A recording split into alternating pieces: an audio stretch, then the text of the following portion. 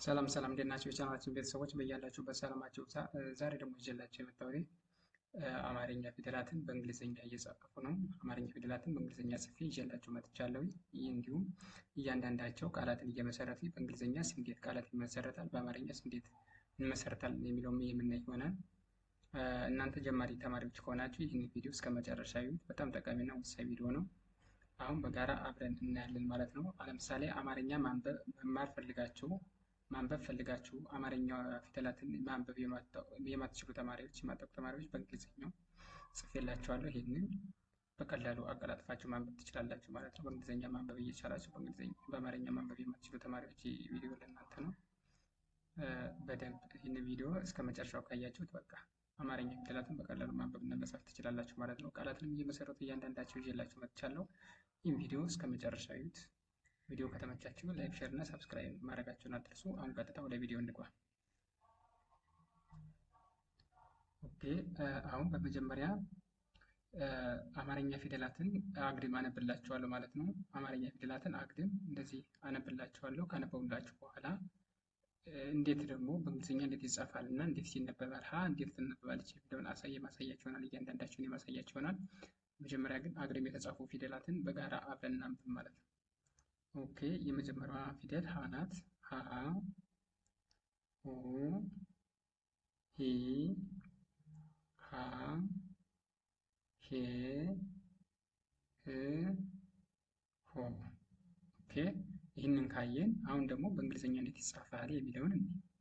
ለምሳሌ ከመጀመሪያው ስንመጣ ከሀ ስንጀምር ኤች ኤ እንደማን ይነበባል? እንደ ሀ ይነበባል። ኤች ኤ እንደ ሀ ይነበባል። ኤች ኡ ደግሞ እንደማን ይነበባል? እንደ ሁ ይነበባል።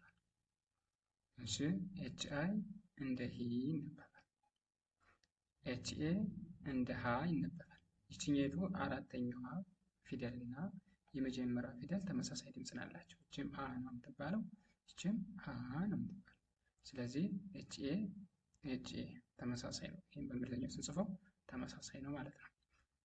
ኤች ኤስ እንደማን ይነበባል አልኳችሁ? እንደ ሀ ይነበባል። ኦኬ ኤች ኢ እንደ ሄ ይነበባል። ኤች ብቻውን። ስድስተኛ ፊደላት ደግሞ እንትን የላቸው አናባቢ የላቸው ተነባቢዎች ብቻ ናቸው ያሉ። ኤች ብቻዋን እንደማን ትነበባለች? እንደ ህ ትነበባለች ማለት ነው። እሺ የመጨረሻዋ ፊደል ደግሞ ሆ ወይም ሰባተኛዋ ፊደል ኤች ኦ። ኤች ኦ እንደማን ይነበባል ማለት ነው? እንደ ሆ። እንደ መጨረሻዋ ፊደል እንደ ሆ ይነበባል። ስለዚህ ሀ፣ ሁ፣ ሂ፣ ሃ፣ ሄ፣ ህ፣ ሆ ብላችሁ ማንበብ ትችላላችሁ ማለት ነው። ቃላቱን የመሰረቱን ቃላቱን ኋላ መጨረሻ የማሳያችሁ ይሆናል። በመጀመሪያ ፊደላት እንደዚህ አድርገን ቆጥረን እንጨርስና ቀጣይ እነዚህ ቃላቶችን በእንግሊዝኛ እና በአማርኛ ጽፌያቸዋለሁ። እነዚህ በጋራ አብረን የምናይ ይሆናል። አሁን ቃላቶች ጽፈን እንጨርስ። እሺ እቺ ደግሞ ማናት? ለ ናት። አሁን ለንም በጋራ አብራችሁ ከኔ ጋር ለማድረግ ሞክሩ። አብረን ለ፣ ሉ፣ ሊ፣ ላ፣ ሌ፣ ል፣ ሎ። ኦኬ እሺ በአማርኛው እንደዚህ አድርገን ካነበብናቸው አሁን ደግሞ በእንግሊዝኛ እንዴት ይጻፋል፣ እንዴት ይነበባል የሚለውን ደግሞ እናያለን። ኤልኢ እንደ ለ ይነበባል። ኤልኢ እንደ ለ ይነበባል። ኤልዩ ደግሞ እንደ ሉ ይነበባል። ኤልአይ እንደ ሊ ይነበባል። ኤልኤ እንደ ላ ይነበባል። ኤልኢ እንደ ሌ ይነበባል። ኤል ብቻዋን ስድስተኛ ፊደላት አናባቢ የላቸውም። ሁሎች አናባቢ የላቸውም። ተነባቢዎች ብቻ ናቸው የሚጻፉ። ኤል እንደማን ትነበባለች ማለት ነው? እንደ ል ትነበባለች ማለት ነው። ኤልኦ እንደ ሎ ይነበባል። እሺ እናንብባቸው ደግሞ። አሁን ደግሞ እናንብባቸው። ለ፣ ሉ፣ ሊ፣ ላ፣ ሌ፣ ል፣ ሎ። ኦኬ አሁን ደግሞ እቺ ሶስተኛዋ እቺ አሃ ላይ እንሄዳለን ማለት ነው። እቺና እቺ ተመሳሳይ ፊደል ናቸው። እቺና እቺ በቅርጻቸው ይለያያሉ እንጂ ተመሳሳይ ናቸው። እቺ ማናት? እቺ ማናት? እቺኛይቱ ሀሌታዋ ትባላለች። እቺኛይቱ ደግሞ አመርዋ እንላታለን ማለት ነው። በቅርጻቸው ናቸው የሚለያዩ እንጂ ተመሳሳይ ናቸው። የእንግሊዝኛ ጽሑፋቸውን ብታዩ ይኸው እስከ መጨረሻ ብታዩቸው ተመሳሳይ ነው። ይኸው ይህም እስከ መጨረሻው ብታዩቸው ተመሳሳይ ነው። ነገር ግን በቅርጻቸው የተለያዩ ናቸው። ተመሳሳይ ጥቅም ላይ ያላቸው፣ ተመሳሳይ ድምፅ ነው ያላቸው፣ ነገር ግን በቅርጻቸው የተለያዩ ናቸው ማለት ነው። አሁን ደግሞ ይችንን እናያታለን ማለት ነው። በመጀመሪያ አማርኛውን እናነበዋለን። ሀ ሁ ሂ ሃ ሄ ህ ሆ። ኦኬ። ከዛ ደግሞ በእንግሊዝኛው ደግሞ እንዴት ይጻፋል፣ እንዴት ይነበባል የሚለውን ደግሞ አሁን በጋራ የምናይ ይሆናል ማለት ነው። ኤች ኤ እንደ ሀ ይነበባል። ኤች ዩ እንደ ሁ ይነበባል። ኤች አይ እንደ ሂ ይነበባል። ኤች ኤ እንደ ሀ ይነበባል። ኤች ኢ እንደ ሄ ይነበባል። ኤች ስድስተኛ ፊደላት ኤች ብቻ እንደማን ትነበባለች? እንደ ኤች ኦ እንደ ኦ ይነበባል ማለት ነው። ስናነበው ሀ ሁ ሂ ሃ ሄ ህ ሆ። ኦኬ እንደዚህ ይነበባል ማለት ነው።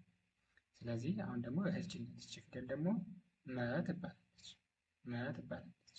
አሁንም ምን ደግሞ እስከ መጨረሻው እናነባትና በእንግሊዝኛ ደግሞ እንዴት ትጻፋለች፣ እንዴት ትነበባለች የሚለውን በጋራ በምናይ ይሆናል። ኦኬ መ ሙ ሚ ማ ሜ ም ሞ። ኦኬ በእንግሊዝኛውስ እንዴት ይጻፋል የሚለውን ስናይ ኤምኢ እንደ መ ይነበባል። ኤምዩ እንደ ሙ ይነበባል። ኤምአይ እንደ ሚ ይነበባል።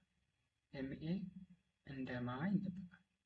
ኤምኢ እንደ ሜ ይነበባል። ኤም ብቻዋን እንደ ም ትነበባለች። ኤምኦ እንደ ሞ ይነበባል። አሁን ከዚህ ላይ የምታዩት የምትረዱት ነገር በእንግሊዝኛ ሲጻፍ እዚህ ላይ ከመጀመሪያው ጀምሮ እስከ መጨረሻው ኤም እንጻፍነን ከዛ አናባቢዎችን ጨምረን ከኤም ላይ ኢን ስንጨምር እንደምተነበበችልን ከኤም ላይ ኢን ስንጨምር እንደምተነበበችልን እያለ ይሄዳል። አናባቢዎችን እንትን እያለ የመጀመሪያ ፊደሎችን ኤም እንጻፍነን አናባቢዎችን እያደረግን የተለያየ ድምፅ እንዲኖራቸው ማድረግ እንችላለን ማለት ነው። በዚህ መልኩ ነው የምታየው። ቀጣይ ደግሞ ችማና ሰ ናት። አሁንም ሰን ደግሞ የአማርኛ ፊደላትን በመጀመሪያ እናነባለን። ቀጣይ ደግሞ አብራችሁ ከኔ ጋር ትላላችሁ። እንግሊዝኛውንም በጋራ የምናይ ይሆናል ማለት ነው። እሺ ሰ ሱ ሲ ሳ ሴ ስ ሶ። እሺ በጣም ጥሩ። ይህንን ካለን በእንግሊዝኛውስ እንዴት ይጻፋል? በእንግሊዝኛ እንዴት እንጽፈዋለን? ሰን እንዴት እንጽፋታለን የሚለው በመጀመሪያ ኤስ ኤስ ኤስ ኤስ ኤስ እንጻፍነን ከዛ የተለያዩ አናባቢዎችን እየጨመርን የተለያዩ ድምፆች እንዲኖራቸው ማድረግ እንችላለን ማለት ነው። ለምሳሌ ኤስ ኢ እንደማን እናነበዋለን? እንደ ሰ እናነበዋለን። ኤስ ዩን እንደ ሱ እናነበዋለን። ኤስ አይን ደግሞ እንደ ሲ እናነበዋለን። ኤስ ኤ እንደ ሳ ይነበባል። ኤስ ኢ ደግሞ እንደ ሴ ይነበባል። ኤስ ብቻዋን እንደማን ትነበባለች ብያችኋለሁ? እንደ ስ። ኤስ ኦ እንደ ሶ ይነበባል ማለት ነው። እሺ በጣም ጥሩ። አሁን ደግሞ ቀጣዩን ፊደል የምናይ ይሆናል። ቀጣዩ ፊደል ማናት? ራ። ኦኬ ራ ራ አለች። ረን ደግሞ እናያለን። ራ ሮ ሬ ራ ሬ ር ሮ። ኦኬ እሺ በእንግሊዝኛው ስንሄድ እያንዳንዱ አር አር አር አር አር አር እንጻፍን ከዛም በኋላ የተለያዩ አናባቢዎችን ጨመረና የተለያየ ድምፅ እንዲኖራቸው አድርገን ማለት ነው። ስለዚህ በመጀመሪያ አር እንደማን ይነበባል? እንደ ር ይነበባል። እንደዚህ እንደመጀመሪያዋ ፊደል እንደ ር ይነበባል። አር ከሆነ አር ደግሞ እንደማን ይነበባል? እንደ ሩ ይነበባል ማለት ነው። አር አይ እንደ ሪ ይነበባል። አር ኤ እንደ ራ ይነበባል። አር ኢ እንደ ሬ ይነበባል። አር ብቻዋን እንደማን ትነበባለች? እንደ ር ወይም ሳድስ ፊደላት አጠቃላይ እንትን አናባቢ አይወስዱ ተነባቢዎች ብቻ ናቸው የሚሆኑት። ስለዚህ አር ብቻዋን እንደ ር ትነበባለች ማለት ነው። አር ኦ ደግሞ እንደማን ይነበባል? እንደ ሮ ይነበባል። እሺ እስኪ እናንብባቸው። ራ ሮ ሪ ራ ሬ ር ሮ። በጣም ጥሩ። እሺ ቀጣዩ ላይ እንሄዳለን። ቀጣዩ ደግሞ ሰ ትባላለች።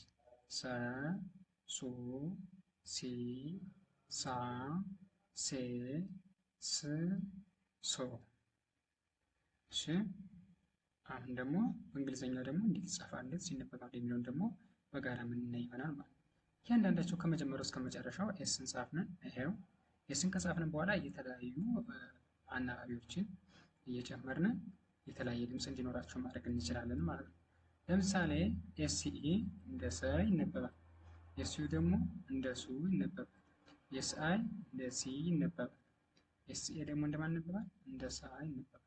ኤስኢ እንደ ሴ ይነበባል። ኤስ ብቻዋን እንደ ስ ትነበባለች። ኤስኦ ደግሞ እንደማን ይነበባል? እንደ ሶ ይነበባል ማለት ነው። ስለዚህ አሁን ደግሞ በጋራ አብረን እናንበባቸው። ሳ ሱ ሲ ሳ ሴ ስ ሶ። ኦኬ እሺ እዚህን ካነበብናቸው ቀጣይ ደግሞ ማናት? ሼ ናት። ሼ ትባላለች። ሸ እሺ ሸ ሹ ሺ ሻ ሼ ሽ ሾ። ኦኬ እሺ በእንግሊዝኛው ደግሞ እንዴት ይጻፋል? ኤስ ኤች ኢ እንደ ሸ ይነበባል። ኤስ ኤች ዩ እንደ ሹ ይነበባል። ኤስ ኤች አይ እንደ ሺ ይነበባል። ኤስ ኤች ኤ እንደ ሻ ይነበባል።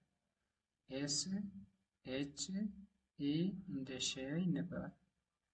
ኤስ ኤች እንደ ሽ ይነበባል። ኤስ ኤች ወደ ደግሞ እንደማን ይነበባል? እንደ ሾ ይነበባል ማለት ነው። እሺ አሁን ደግሞ በጋራ እናንብባቸው። ሸ ሹ ሺ ሻ ሼ ሺ ሾ። ኦኬ በጣም ጥሩ። ቀጣይ ደግሞ ወደ እንሄዳለን ማለት ነው። ወደ ቀ እንሄዳለን። እቺ ፊደል ቀ ትባላለች። እሺ አሁንም በቀ ቀን ደግሞ እናንባትና ከደግሞ በእንግሊዝኛ እንዴት ትጻፋለች የሚለውን የምናይ ይሆናል ማለት ነው። እሺ ቀ ቁ ቂ ቃ ቄ ቅ ቆ። እሺ ኬ ኢ እንደማን ይነበባል? እንደ ቀ ይነበባል። ኬ ኢ እንደ ቀ ይነበባል። ኬዩ እንደ ቁ ይነበባል። ኬ አይ እንደ ቄ ይነበባል። ኬኤ እንደ ቃ ይነበባል። ኬኢ እንደ ቄ ይነበባል። ኬ ብቻዋን እንደ ቀ ትነበባለች። ኬኦ እንደ ቆ ይነበባል ማለት ነው። እሺ በጋራ እናንበባቸው። ቀ ቁ ቂ ቃ ቄ ቅ ቆ ተብሎ ይነበባል ማለት ነው። ስለዚህ ይህን ፊደሎችን እንደዚህ አድርገን እንካለን። ቀጣዮችን ደግሞ በቀጣይ ቪዲዮ ይዤላችሁ ይመጣ ይሆናል። አሁን ደግሞ በጎን ላይ የጻፍናቸውን በእንግሊዝኛና በአማርኛ የጻፍናቸውን ፊደላትን ቃላትን ደግሞ በጋራ አብረን የምናይ ይሆናል ማለት ነው።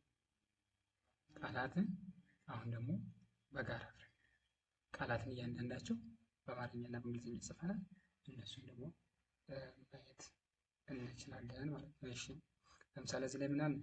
ሁለት ሁለት ሁለት። ከዛ በእንግሊዝኛ ምን አለ? ሁለት። ይኸው ሁ ይቻት ሁ ይቻት። አያችኋ?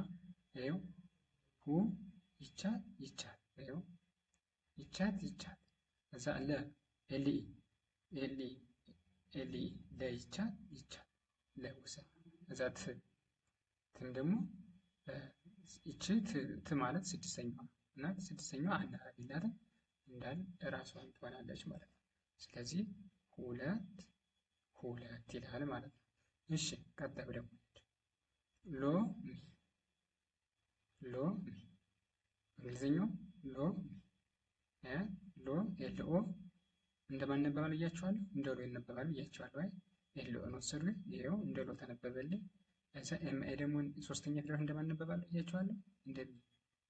ኤምአይ እንደ ሚ ይነበባል። ስለዚህ ሎሚ ሎሚ። በጣም ጥሩ። አሁንም ደግሞ በዚህ ላይ ደግሞ የሰራችሁ ነው። ሀሴት ኤች ኤ እንደማን ይነበባል ብያችኋለሁ? እንደ ሀ ይነበባል ብያችኋለሁ። ኤስኢ ደግሞ እንደማን ይነበባል ብያችኋለሁ? እንደ ሰ። ከዛ እንደ ሰና አሁን ለምሳሌ ኤስኢ እንደ ሰና እንደ ሲ ይነበባል። እንደ ሰም ይነበባል፣ እንደ ሲም ይነበባል ማለት ነው። ስለዚህ ቲ ደግሞ ብቻዋን ከሆነች ወይም ተነባይ ፊደላት ብቻቸውን ከሆኑ ደግሞ እንደ ሳድስ ፊደል ነው የሚነበቡት፣ እንደ ሳድስ ፊደል። ስለዚህ ሀ ሴት የሚል ቃል ማግኘት እንችላለን ማለት ነው። እሺ እዚህ ላይ ደግሞ ስንሄድ ሞሚ ሞይ። እሺ ኤምኦ እንደማን ይነበባል ብያችሁ ነበር? እንደ ኦ። ኤምኦ እንደ ኦ፣ ኤምኦ እንደ ኦ ይነበባል። ጂኤን ደግሞ እንደማን ይነበባል? እንደ ሚ። ጂኤን እንደ ሚ ይነበባል። በቀጣይ ቪዲዮ እንሰራላችሁ ይሆናል። እነዚህ አንዳንድ ፊደሎች ለምሳሌ የሉም ከዚያ ላይ እንሰራላችሁ ይሆናል። ለምሳሌ ከዚህ ላይ ሚ እዚህ ቪዲዮ ላይ የለችም። በቀጣዩ ሰርች የማሳያችሁ ይሆናል። ጂኤን እንደ ሚ ይነበባል ማለት ነው። ለምሳሌ ጂኤን የምናደርገው እንደ ሚ እናነበዋለን ማለት ነው። ስለዚህ አሁንም ይሄ ደግሞ ምን ይላል? ይሄኛው ሞኝ ይላል። ይሄኛው ምን ይላል? ሞኝ። ኦኬ በጣም ጥሩ። እሺ ቀጣይ ምን ይላል? ምሳሌ ሰነፍ ሰነፍ ሰነፍ። ኦኬ እዚህ ላይ ሰነፍ ነፍ ሰነፍ ሰነፍ ሰነፍ። ይኸው ኤስኢ እንደ ሰ ይነበባል። ኤልኢ እንደ ነ ይነበባል ወይም እንደ ኒም ይነበባል። ኤፍ ደግሞ ብቻዋን አናባቢ ፊደላት ብቻቸውን ሲሆን ደግሞ እንደምን ይነበባል ብያችኋለሁ? እንደ ሳልስ ፊደላት ይነበባል። ስለዚህ ሰነፍ ሰነፍ የሚል ቃል ማግኘት እንችላለን ማለት ነው። እሺ ጥሩ። አሁን ደግሞ ከይች ላይ ስንሄድ ራደ ራደ። ኦኬ ራደ በእንግሊዝኛው ደግሞ እንዴት ይጻፋል? አርኤ እንደማን ይነበባል ብያችኋለሁ? እንደ ራ። አርኤ እንደ ራ ይነበባል። ዲኢ ደግሞ እንደማን ይነበባል? እንደ ደ። እዚህ ቪዲዮ ላይ አልተካተተ፣ በቀጣይ ቪዲዮ የምሰራላችሁ ይሆናል። ዲኢ እንደ ደ ይነበባል። ስለዚህ ምን ይሆናል? በአንድ ላይ ራደ የሚል ቃል ይሰጠናል። ከዚህ ከአማርኛው ጋር ተመሳሳይ ድምፅ ማለት ነው። ራደ ይላል ማለት ነው። እሺ ቀጣይ ደግሞ ምን አለ? ሰብለ ሰብለ የሰው ስም ነው። ሰብለ። እዚህ ላይም ደግሞ ኤስ እንደማን ይነበባል ብያችኋለሁ? እንደ ሰ ይነበባል። ቢ ብቻዋን ከሆነች እንደማን ትነበባለች ብያችኋለሁ? እንደ ሳድስ ፊደላት እንደ ቢ። ጎበዝ። ከዛ ኤልኢ ደግሞ እንደማን ትነበባለች? እንደ ለ። ሰብለ ይላል ማለት ነው። ስለዚህ ሰብለ፣ ከዚህ ሰብለ ተመሳሳይ ድምፅ አላቸው። እሺ ወደ ቀጣዩ ስንሄድ ደግሞ ሹመት ሹመት። ኦኬ ሹመት ኤስ ኤች ዩ እንደማን ይነበባል ብያችኋለሁ? እንደ ሹ። ኤስ ኤች ዩ እንደ ሹ ይነበባል። ይኸው ተመልከቱ፣ እዚህ ላይ ያለ ኤስ ኤች ዩ እንደ ሹ ይነበባል ብያችኋለሁ። በጣም ጥሩ። ኤምኢ እንደማን ይነበባል ብያችኋለሁ? እንደ ማ። ሳልስ ፊደላት ደግሞ እንደማን ሲንግል ናቸው፣ አናባቢ የላቸውም። ተነባቢ ብቻ ሲመጡ እንደማን ይነበባል? እንደ ሳልስ ፊደላት ይነበባሉ ማለት ነው። ስለዚህ ሹመት ይላል በአማርኛው። ከዚህ ለምን ይላል? ሹመት ይላል። እሺ ጥሩ። አሁን ደግሞ ከዚህ ላይ ቆዳ ይላል። ቆዳ።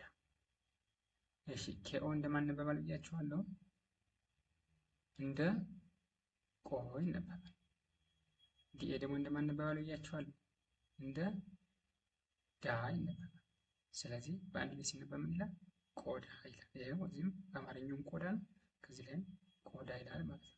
ስለዚህ በዚህ መልኩ ማጥናት ትችላላችሁ። ለምሳሌ አማርኛ መማር ፈልጋችሁ እንግሊዝኛ ማንበብ የምትችሉ ነገር ግን አማርኛ ለማንበብ የሚከብዳችሁ ተማሪዎች በዚህ መልኩ ማንበብ እና መጻፍ ትችላላችሁ ማለት ነው። በጣም ቀላል ነው። በደንብ እዩት። ቪዲዮውን እያቆማችሁ በደንብ ማየት ትችላላችሁ። እየጻፋችሁ መለማመድ ትችላላችሁ። ቪዲዮ ከተመቻችሁ ሼር፣ ላይክ እና ሰብስክራይብ ማድረጋችሁን አትርሱ። በቀጣይ ደግሞ ሌሎችን ይዤላችሁ ይመጣ ይሆናል። እስከዚያው ቸርን ሰንብት።